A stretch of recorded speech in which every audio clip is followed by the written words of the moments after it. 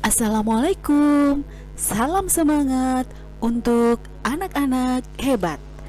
Hai, ketemu lagi dengan kelasnya Bu Ita. Belajar sejarah jadi asyik. Setelah kita membahas mengenai kebijakan-kebijakan Jepang di Indonesia pada era pendudukan tahun 1942 sampai dengan tahun 1945, dalam video kali ini kita akan membahas mengenai peristiwa-peristiwa penting seputar proklamasi kemerdekaan Indonesia. Peristiwa-peristiwa penting apa saja yang mempengaruhi detik-detik proklamasi kemerdekaan Indonesia? Untuk lebih jelasnya, tetap stay tune di kelasnya Bu Ita. Belajar sejarah jadi asyik. Ketika pertama datang ke Indonesia pada tahun 1942, Jepang menampilkan diri sebagai saudara tua yang akan membebaskan Indonesia dari imperialisme Barat. Rakyat Indonesia yang awalnya menyambut Jepang dengan gembira, belakangan tertipu. Jepang ternyata hanya memanfaatkan Indonesia untuk kepentingan perangnya saja. Jepang berambisi menyatukan Indonesia di bawah kekaisaran Jepang melalui semangat Hakko Ichiyo. Kemenangan Jepang tak bertahan lama dalam menghadapi sekutu. Posisi Jepang dalam perang makin terhimpit pada tahun 1944. Jepang pun berusaha meraih dukungan dari rakyat Indonesia. Selain membentuk berbagai organisasi dan menggait tokoh nasional, Jepang pun memberikan janji kemerdekaan yang dikenal dengan Janji Koiso. Janji Koiso diambil dari nama Perdana Menteri Jepang, yaitu Koiso Kuniaki. Dialah yang memberikan janji kemerdekaan bagi wilayah di Asia. Janji Koiso adalah pernyataan yang disampaikan Perdana Menteri Jepang Kuniaku Koiso pada tanggal 7 September 1944 dalam sidang istimewa Teikoku Henkai ke-85 di Tokyo. Janji Koiso berisi janji kekaisaran Jepang untuk memberikan kemerdekaan bagi bangsa Indonesia di suatu hari kelak. Janji ini dikeluarkan karena Jepang tahu rakyat Indonesia dan tokoh pergerakan sangat mendambakan kemerdekaan. Agar rakyat mau tetap bekerja untuk Jepang, Jepang pun menjanjikan kemerdekaan tersebut. Setelah Perdana Menteri Koiso mengeluarkan janji tersebut, tentara pendudukan Jepang di Indonesia mulai melonggarkan pengawasannya kepada para tokoh nasional seperti Soekarno, Muhammad Hatta, dan kawan-kawan. Posisi Jepang dalam perang yang makin terhimpit mengkhawatirkan banyak tokoh. Para tokoh pergerakan khawatir Jepang batal memberikan kemerdekaan yang dijanjikan. Mereka terus menagih kemerdekaan kepada Jepang. Soekarno beberapa kali bersikap keras kepada Jepang. Sikap ini ditunjukkan Soekarno ketika janji kemerdekaan di kemudian hari tersebut yang disampaikan Perdana Menteri Koiso ternyata tidak serius. Alhasil, Jepang membentuk BPUPKI. Jepang tak bisa berkelit.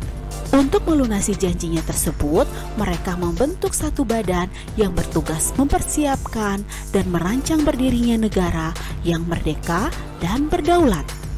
Tepatnya pada 1 Maret 1945, di tanggal ini dibentuk BPUPKI atau Badan Penyelidik Usaha-Usaha Persiapan Kemerdekaan Indonesia, atau dalam bahasa Jepang disebut Dokuritsu Chunbi Chosakai. Badan ini diresmikan pada tanggal 29 April 1945 dan diketuai oleh Dr. Rajiman Widyodiningrat dan beranggotakan Soekarno, Muhammad Hatta, Supomo, A.A. Maramis, Abdul Wahid Hashim, dan Muhammad Yamin. Sebagai persiapan, BPUPKI melakukan 2 kali sidang. Sidang pertama dilakukan pada tanggal 29 Mei sampai dengan 1 Juni 1945. Sidang ini menghasilkan rumusan dasar negara Indonesia, yaitu nanti dikenal dengan Pancasila yang dikemukakan oleh Mr. Supomo, Mr. Muhammad Yamin, dan Insinyur Soekarno. Nah, itulah mengapa tiap 1 Juni sekarang kita peringati sebagai hari lahirnya Pancasila. Pertanyaan untuk kalian, sebutkan hasil rumusan Pancasila dari para tokoh antara lain Mr. Supomo, Mr. Muhammad Yamin, dan Insinyur Soekarno. Oke, kita lanjut ke materi selanjutnya. Sebagai tindak lanjut, pada tanggal 22 Juni 1945 dibentuklah panitia kecil sebanyak 9 orang yang nanti disebut juga sebagai Panitia 9 dan mematangkan konsep Pancasila. Hasilnya dikenal sebagai Piagam Jakarta atau Jakarta Charter. Sidang kedua dilakukan pada tanggal 10 sampai 14 Juli 1945, menghasilkan rumusan Undang-Undang Dasar lengkap dengan pembukaannya. Pertanyaan untuk kalian, sebutkan isi dari rumusan Piagam Jakarta dan jelaskan alasan mengapa sila pertama direvisi. Oke, kita lanjut. Penjelasan dari kelasnya Bu Ita. Pada tanggal 7 Agustus 1945, BPUPKI diganti menjadi PPKI, Panitia Persiapan Kemerdekaan Indonesia atau Dokuritsu Chunbi Inkai dalam bahasa Jepangnya. Panitia ini berjumlah 21 orang dan tugasnya adalah mempersiapkan kemerdekaan Indonesia. Nah, sampai di sini kalian sudah paham ya? Sekarang ada pertanyaan lagi untuk kalian. Jelaskan alasan mengapa BPUPKI dibubarkan dan diganti PPKI. Ya, kita lanjut. Di depan kalian ada tanggal-tanggal yang terkait dengan peristiwa-peristiwa yang terjadi pada seputar proklamasi kemerdekaan Indonesia. Tanggal 15, 16, 17 Agustus tahun 1945 disebut sebagai masa vacuum of power. Kira-kira kenapa demikian? Tetap stay tune di kelasnya Bu Ita. Belajar sejarah jadi asyik. Setelah kita mengetahui latar belakang mengapa bangsa Indonesia sangat semangat memperjuangkan kemerdekaan pada masa pendudukan Jepang, saatnya kita mempelajari detik-detik proklamasi kemerdekaan. Akhir Perang Dunia II yang tengah terjadi pada tahun 1945 mengantarkan kekalahan di blok fasisme di Eropa, yaitu Italia dan Jerman. Masing-masing negara tersebut menyerah kepada sekutu. Jerman menyerah pada tanggal 8 Mei 1945. Akan tetapi, Jepang menolak memenuhi tuntutan sekutu untuk menyerah tanpa syarat. Perang Pasifik pun berlanjut. Bersama Britania Raya dan Tiongkok, Amerika Serikat meminta pasukan Jepang menyerah dalam deklarasi Potsdam tanggal 26 Juli 1945 atau mereka menghadapi kehancuran cepat dan besar. Ternyata Jepang mengabaikan ultimatum dari tentara sekutu dan memilih untuk tetap berjuang sampai titik darah penghabisan. Semangat Jepang ini disebut sebagai semangat Bushido. Kita lanjut ya. Tanggal 6 Agustus tahun 1945, Amerika Serikat menjatuhkan bom atom uranium jenis Beryl atau yang dikenal dengan Little Boy di wilayah Hiroshima, Jepang. Pihak sekutu meminta Jepang menyerah 16 jam kemudian dan memberi peringatan akan adanya serangan berikutnya. Namun, Jepang tetap bersikuku untuk tidak menyerah. Di depan kalian, ini merupakan contoh dari gambaran bom Little Boy yang dijatuhkan di kota Hiroshima.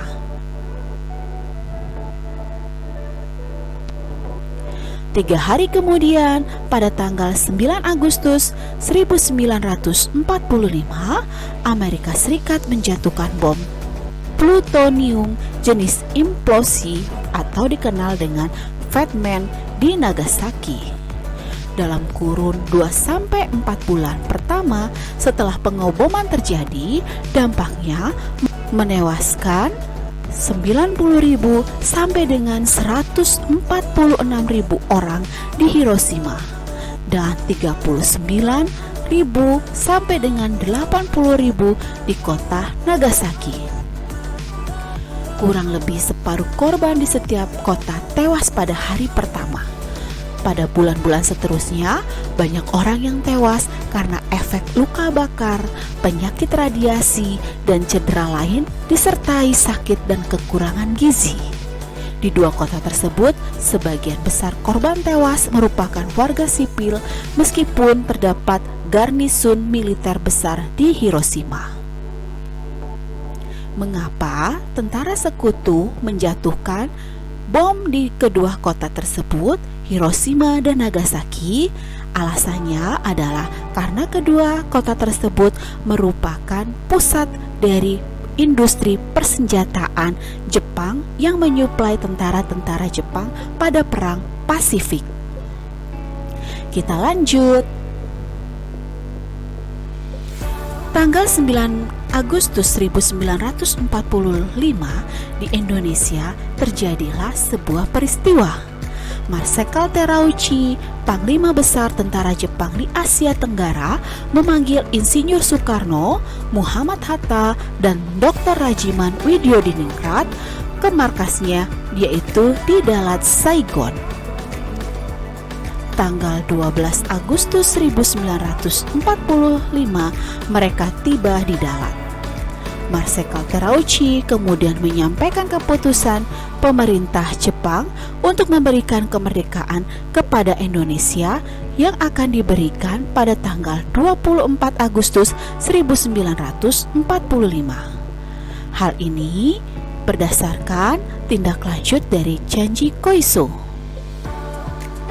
Namun keputusan ini sebenarnya memiliki latar belakang, yaitu keinginan menarik dukungan dan simpati lebih banyak dari bangsa Indonesia yang saat itu tentara Jepang semakin terdesak oleh pasukan sekutu.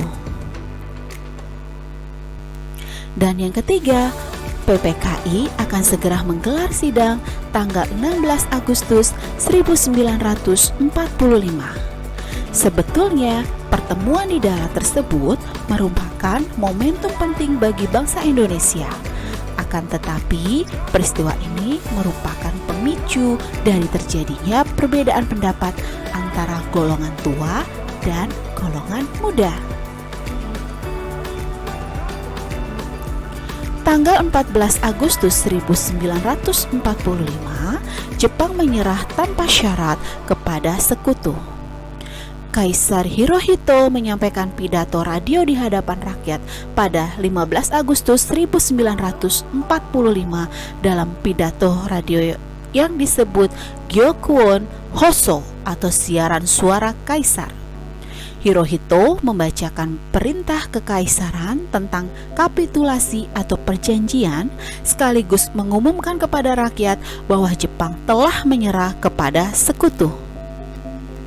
Upacara kapitulasi atau perjanjian diadakan pada tanggal 2 September 1945 di atas kapal tempur Amerika Serikat, yaitu Missouri. Dokumen kapitulasi Jepang yang ditandatangani hari itu oleh pejabat pemerintah Jepang secara resmi mengakhiri Perang Dunia II. Dalam perjanjian tersebut, Jepang diperintahkan untuk tetap mempertahankan status quo di Indonesia sampai sekutu tiba di wilayah Indonesia. Maka setelah pengakuan penyerahan Jepang pada tanggal 14 Agustus 1945 di Indonesia terjadi kekosongan politik atau vacuum of power, yaitu tanggal 15, 16, 17 Agustus 1945. Momen inilah yang nantinya dimanfaatkan oleh bangsa Indonesia untuk memerdekakan diri. Berikut adalah gambaran kapal dari Amerika, yaitu Missouri. Sedangkan secara bersamaan, penduduk sipil dan anggota militer di negara-negara sekutu merayakan hari kemenangan atas Jepang menyerah kepada tentara sekutu.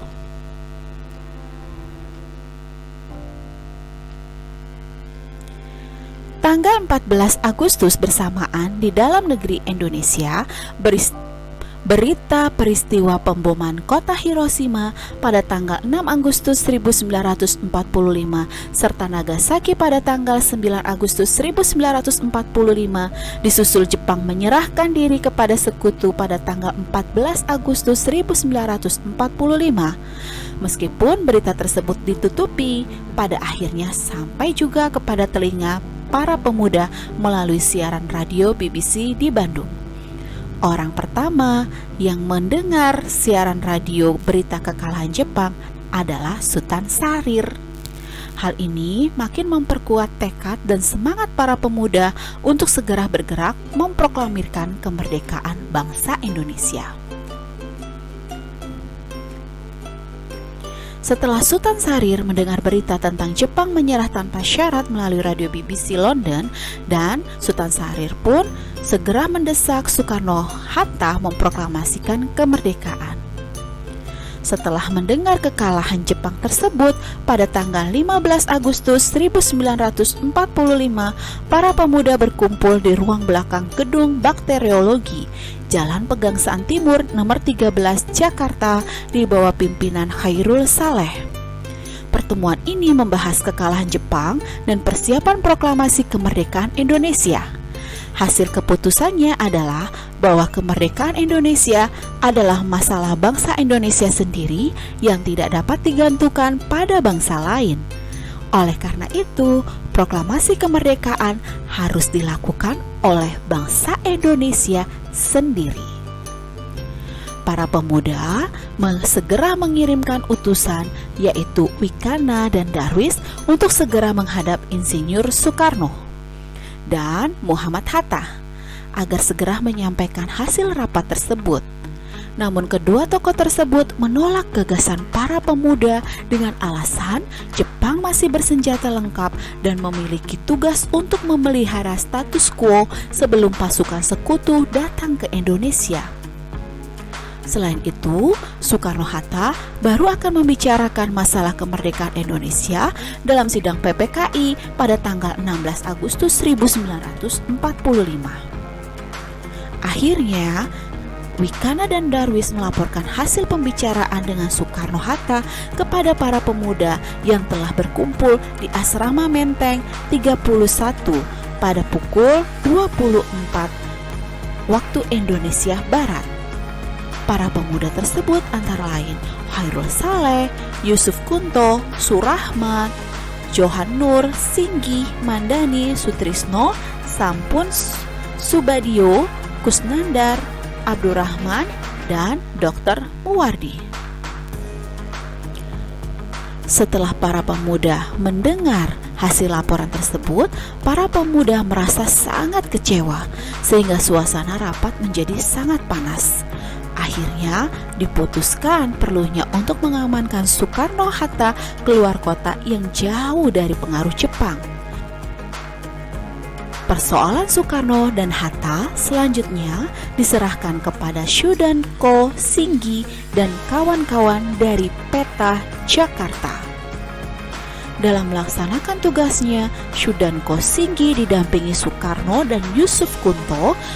Menurut Singgi, Soekarno, Hatta akan dibawa ke Rengas Dengklok sebagai tempat untuk mengamankan Soekarno-Hatta dengan alasan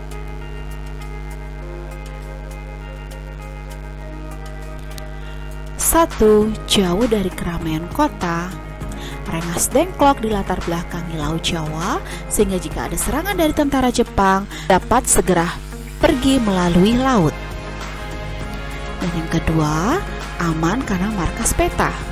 Di daerah sekitar Rengas Dengklok di Purwakarta, Cilamaya Barat, Kedung Gede Selatan, dan Bekasi Timur telah siap pasukan peta untuk menjaga segala kemungkinan.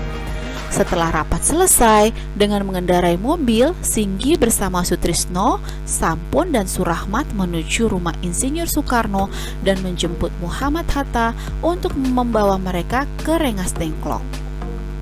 Setelah sampai di Rengas Dengklok, Soekarno-Hatta tetap tidak bersedia menyatakan kemerdekaan sebelum ada surat pernyataan resmi menyerah dari Jepang. Namun, di tengah perdebatan itu, Ahmad Subarjo muncul dan memberitahukan kepada Soekarno-Hatta bahwa Jepang memang telah menyerah kepada sekutu. Mendengar kabar tersebut, Soekarno-Hatta akhirnya bersedia memproklamasikan kemerdekaan Indonesia. Selanjutnya, diadakan perundingan dengan kelompok pemuda, dan Ahmad Subarjo memberikan jaminan nyawanya kepada para pemuda bahwa Soekarno-Hatta akan memproklamasikan kemerdekaan Indonesia tanggal 17 Agustus 1945 di Jakarta. Setelah tercapai kesepakatan, pada sore harinya Soekarno-Hatta kembali ke Jakarta bersama Ahmad Subarjo dan Sudiro. Sekitar pukul 2 pagi dini hari, Soekarno-Hatta tiba di Jakarta. Atas usaha Ahmad Subarjo diperoleh sebuah tempat, yaitu di rumah Laksamana Muda Tadashi Maeda, seorang perwira Jepang dengan jabatan Wakil Komandan Angkatan Laut Jepang di Jakarta. Rumah tersebut terletak di Jalan Imam Bonjol nomor 1 Jakarta Pusat. Alasan mengapa dipilih tempat tersebut karena dianggap sebagai tempat yang paling aman dari ancaman pemerintahan militer Jepang. Kemudian yang kedua, Laksamana bersimpati dengan perjuangan rakyat Indonesia. Dan yang ketiga, ternyata Laksamana kecewa dengan pemerintahan Jepang. Sebelum Soekarno-Hatta merumuskan teks proklamasi, ia menghadap kepada Jenderal Nishimura yang menyatakan bahwa ternyata Jepang tetap akan mempertahankan kekuasaannya di Indonesia. Akhirnya, Soekarno-Hatta memutuskan untuk memproklamasikan kemerdekaan Indonesia tanpa campur tangan dari pihak Jepang. Mereka kemudian menuju rumah Laksamana Muda Tadashi Maeda. Di sana ternyata telah berkumpul para pemuda dan beberapa tokoh PPKI. Ketika para pemimpin nasional yang sedang merumuskan teks proklamasi, Laksamana Muda Tadashi Maeda mengundurkan diri dan pergi ke ruang tidurnya.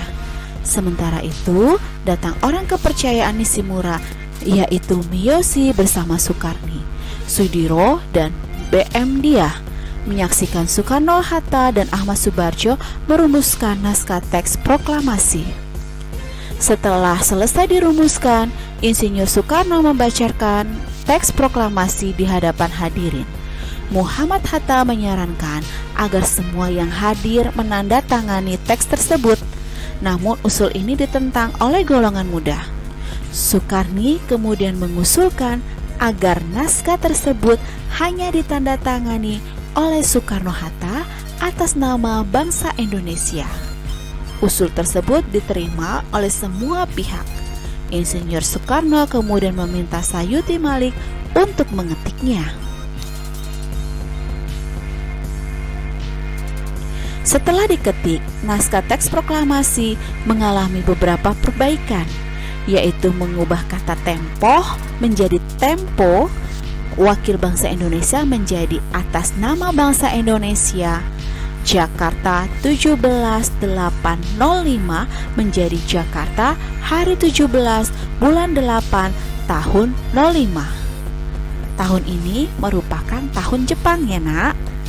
Naskah yang telah diketik kemudian ditandatangani oleh Soekarno-Hatta atas nama bangsa Indonesia. Selanjutnya, Soekarno mengusulkan agar naskah proklamasi kemerdekaan dibacakan di depan massa di lapangan Ikada. Namun usul tersebut ditolak karena Insinyur Soekarno menganggap lapangan Ikada adalah lokasi yang bisa menimbulkan bentrokan antara rakyat dan pihak militer Jepang. Insinyur Soekarno kemudian menyarankan di rumahnya di Jalan Pegangsaan Timur nomor 56 Jakarta. Akhirnya saran ini disetujui oleh semua pihak.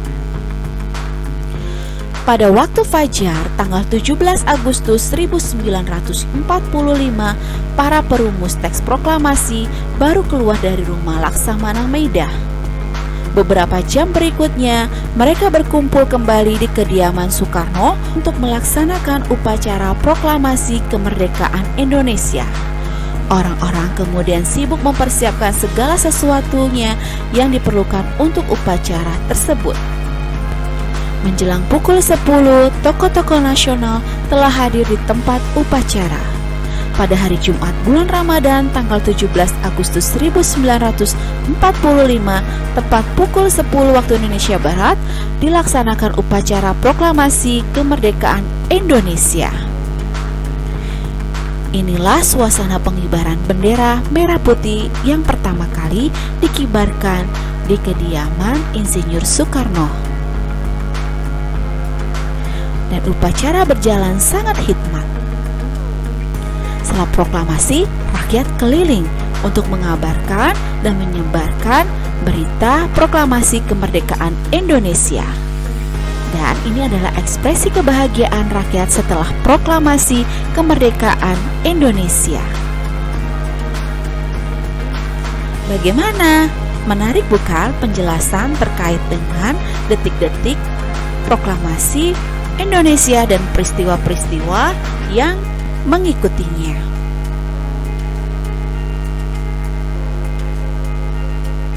Semoga video ini bermanfaat. Demikianlah penjelasan mengenai peristiwa-peristiwa seputar proklamasi dari kelasnya Bu Ita. Belajar sejarah jadi asyik. Sampai jumpa di video selanjutnya. Thanks for watching. Bye-bye.